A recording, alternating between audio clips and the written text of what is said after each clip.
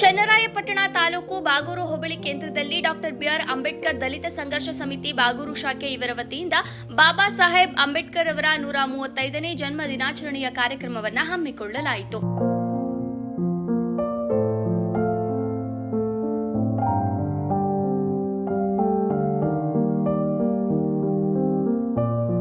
ನಂತರ ಮಾತನಾಡಿದ ಎಂಜೆ ರತ್ನಾಕರ್ ರವರು, ಬಾಬಾ ಸಾಹೇಬ್ ಅಂಬೇಡ್ಕರ್ ಅವರು ಈ ದೇಶದ ಮನುವಾದಿ, ಶ್ರೇಣೀಕೃತ ಅಸಮಾನ ವ್ಯವಸ್ಥೆಯಿಂದ ಸಾವಿರಾರು ವರ್ಷಗಳ ಕಾಲ ಕತ್ತಲೆಯ ಬದುಕಿನಲ್ಲಿ ಪ್ರಾಣಿ ಪಕ್ಷಿಗಳಿಗಿಂತ ಕೀಳಾಗಿ ಬದುಕುತ್ತಿದ್ದ ಜನಾಂಗವನ್ನ ಮಾನವ ಘನತೆ ಎಂಬ ಬೆಳಕಿನೆಡೆಗೆ ನಡೆಸಿದ ಜ್ಞಾನ ಸೂರ್ಯ.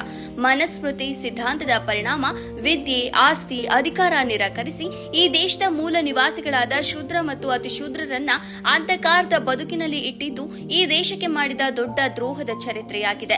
ಇಂತಹ ಮನುವಾದಿ ಶ್ರೇಣೀಕೃತ ವ್ಯವಸ್ಥೆಯನ್ನ ಪ್ರತಿಪಾದಿಸುವ ಮನುಸ್ಮೃತಿಯನ್ನ 1927ರಲ್ಲಿ ಸಾರ್ವಜನಿಕವಾಗಿ ಸುಟ್ಟು ಹಾಕುವ ಮೂಲಕ ಸಮಾಜ ನಿರ್ಮಾಣದ ಮಾನವೀಯತೆಯ ಪ್ರತೀಕದಂತಿರುವ ಶ್ರೇಷ್ಠ ಸಂವಿಧಾನವನ್ನು ರಚಿಸಿಕೊಟ್ಟಂತಹ ಮಹಾನ್ ಮೇಧಾವಿ, ನಿಜವಾದ ದೇಶ ಪ್ರೇಮಿ ಬಾಬಾ ಸಾಹೇಬ್ ಅಂಬೇಡ್ಕರ್. ಹಾಗಾಗಿ ಅವರು ಭಾರತಾಂಬೆಯನ್ನ ಜಾತೀಯತೆಯ ಸಂಕೋಲೆಯಿಂದ ಬಿಡುಗಡೆಗೊಳಿಸಲು ಹೋರಾಡಿದಂತಹ ನಿಜವಾದ ದೇಶ ಪ್ರೇಮಿಯಾಗಿದ್ದರು ಎಂದು ಅಭಿಪ್ರಾಯಪಟ್ಟರು.